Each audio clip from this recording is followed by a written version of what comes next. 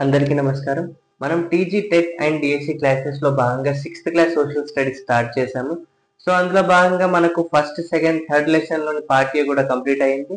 అలాగే third lesson లోని part B Krishna డెల్టాలోని ఒక గ్రామం పెనమకూరు పాఠంలోని కొన్ని ముఖ్యమైన పాయింట్స్ మనం చూసాము. సో ఈ రోజు మరిన్ని ముఖ్యమైన పాయింట్స్ ఈ రోజు మనం ఈ క్లాస్ లో చూద్దాము. సాగునీరు, మార్కెట్, అలాగే పంటల మార్పిడి. ఓకే, సాగునీరు, మార్కెట్, పంటల మార్పిడి. ఇటీవల కాలంలో ఆహార ధాన్యాలైన వరి, చిరుధాన్యాలు, పప్పు ధాన్యాల ఉత్పత్తి నుంచి చెరకు, కూరగాయలు, పండ్లు, పసుపు లాంటి నగదు పంటల వైపు ఇక్కడి రైతులు మొగ్గు చూపుతున్నారు. సో ఇక్కడ రైతులు ఇప్పుడు ఏ పంటల వైపు మొగ్గు చూపుతున్నారంటే నగదు పంటల వైపు. అవేంటి? చెరకు, కూరగాయలు, పండ్లు, పసుపు ఇలాంటి పంటల వైపు మొగ్గు చూపడం జరుగుతుంది. నీరు సమృద్ధిగా లభించడం, మార్కెట్ సౌకర్యం అందుబాటులో ఉండడం, ఎరువులకు, విత్తనాలకు బ్యాంకుల ద్వారా రుణ సౌకర్యం లభించడం దీనికి ముఖ్య కారణం. మరి ఇటువైపు ఎందుకు మొగ్గు చూపుతున్నారు రైతులు అని అంటే, ఎందుకు ఈ నగదు పంటల వైపు మొగ్గు చూపుతున్నారంటే మెయిన్ గా రీజన్స్ వచ్చేసి నీరు సమృద్ధిగా లభించడం.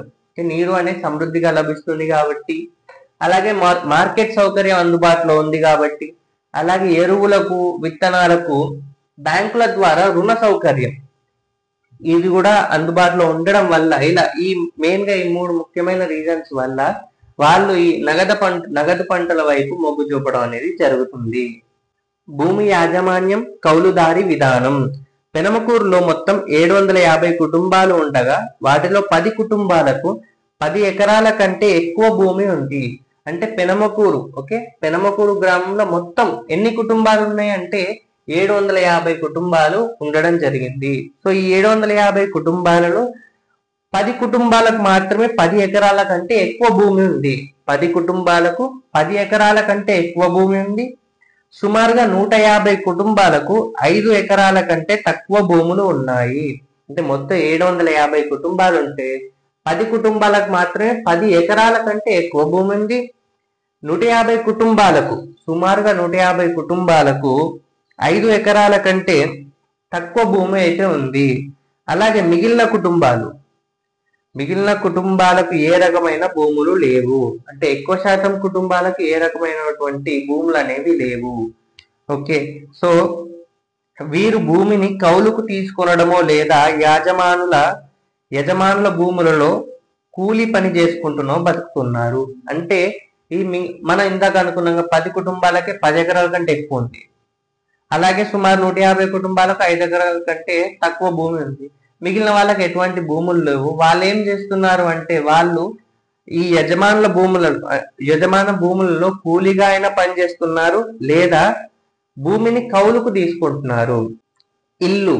ఈ గ్రామంలో అనేక కులాల వాళ్ళు, వృత్తుల వాళ్ళు నివసిస్తున్నారు. అనేక కులాల వాళ్ళు, అలాగే అనేక వృత్తుల వాళ్ళు నివసిస్తూ ఉన్నారు. గ్రామంలోని ముఖ్య ప్రాంతంలో భూమి యజమానులు మాత్రమే నివసిస్తున్నారు. అయితే ఇక్కడ గ్రామంలో ముఖ్య ప్రాంతం ఏదైతే ఉంటుందో ఈ ముఖ్య ప్రాంతంలో భూమి యజమానులు మాత్రమే నివసిస్తున్నారు.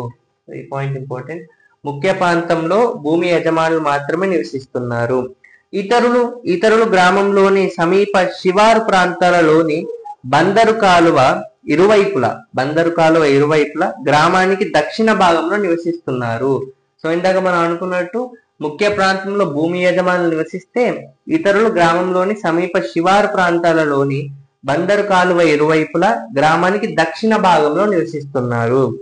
గ్రామం మధ్య భాగంలో చిన్న కిరాణా దుకాణాలు, బ్యాంకు, ఆర్ఎంపీ డాక్టర్లు, మందుల షాపు, ఐరన్ వెల్డింగ్ షాపులు, క్షౌరశాల, చిన్న హోటళ్లు కూడా ఇవన్నీ కూడా ఈ ఊర్లో ఉండడం జరిగింది. సో ఈ ఊర్లో ఇల్లు కూడా మనకు పెంకుటిల్లులు, గుడిసెలు, కొన్ని స్లాబ్స్, ఇవన్నీ కూడా ఇలాంటి రకాల ఇల్లు కూడా ఉండడం జరిగింది. జంతువుల పెంపకం.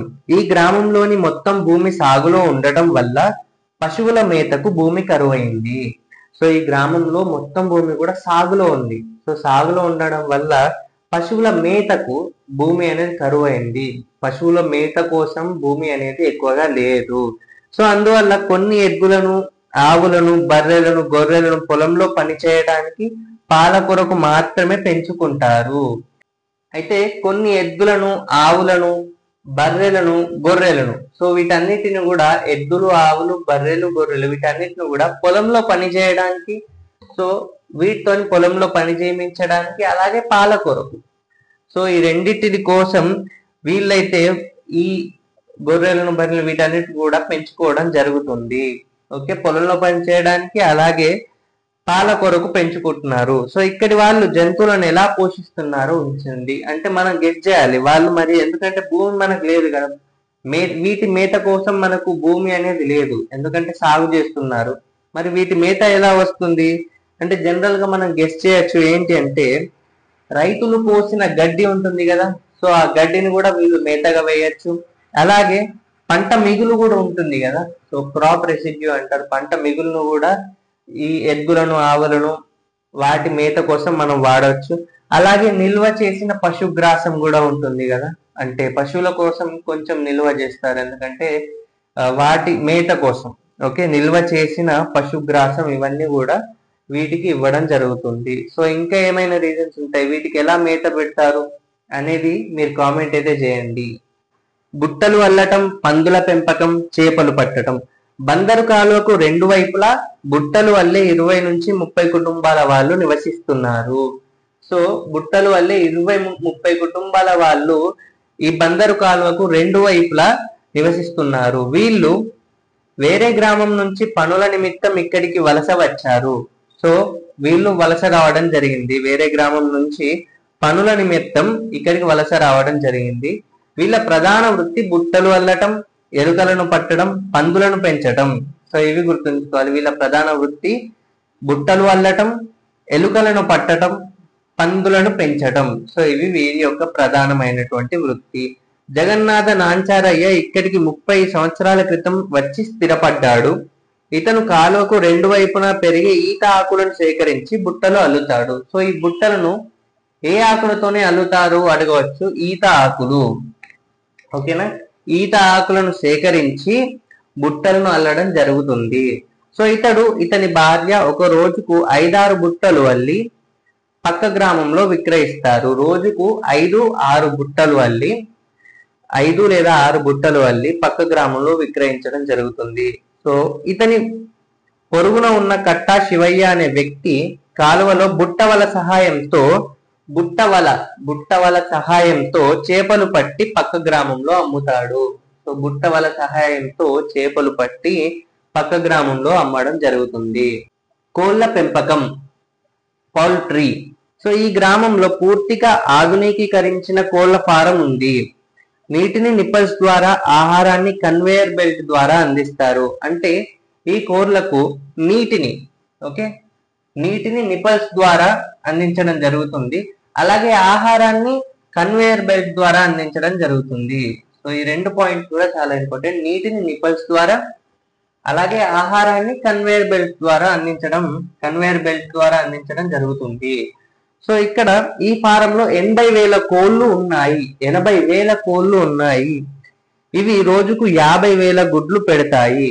సో ఈ ఫారంలో మొత్తంగా 80,000 కోళ్లు ఉన్నాయి, రోజుకి 50,000 గుడ్లు పెట్టడం జరుగుతుంది. సో ఈ రెండు కూడా ఇంపార్టెంట్. 80,000 కోళ్లు ఉన్నాయి ఈ ఫారంలో, అలాగే ఈ ఫారంలో 80,000 కోళ్లు ఉన్నాయి, అలాగే 50,000 గుడ్లు పెడతాయి ఒక రోజుకి.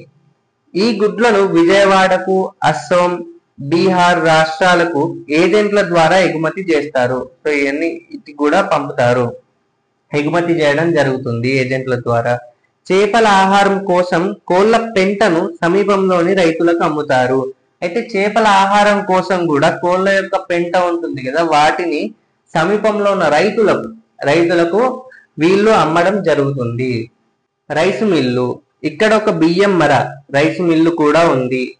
సో మనం పౌల్ట్రీ గురించి డిస్కస్ చేసాం కదా, సో ఇప్పుడు రైస్ మిల్లు గురించి. ఈ మిల్లు యజమానులు రైతుల దగ్గర ధాన్యం కొని మరపట్టిన అనంతరం బియ్యంను ఇతర ప్రాంతాల్లో అమ్ముతారు. సో వీళ్ళు ఏం చేస్తారు, ఈ యజమానులు, రైస్ మిల్లు యొక్క యజమానులు అంటే రైతుల దగ్గర ధాన్యం కొంటారు, కొన్న తర్వాత మరపడతారు, మరపట్టిన అనంతరం బియ్యంను ఇతర ప్రాంతాల్లో అమ్మడం జరుగుతుంది. ఇక్కడ కోళ్ల పెంపకం, బియ్యం మరలు వ్యవసాయ ఆధారితమైనవి.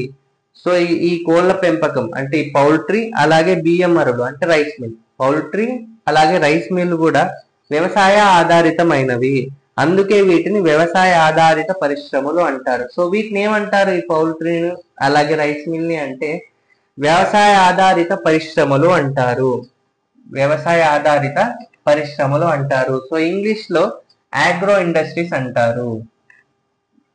సో ఎందుకంటే ఇవి కూడా వ్యవసాయ ఆధారితమైనవి కాబట్టి వ్యవసాయ ఆధారిత పరిశ్రమలు ఇంగ్లీష్ లో వచ్చేసి ఆగ్రో ఇండస్ట్రీస్ అని పిలవడం జరుగుతుంది.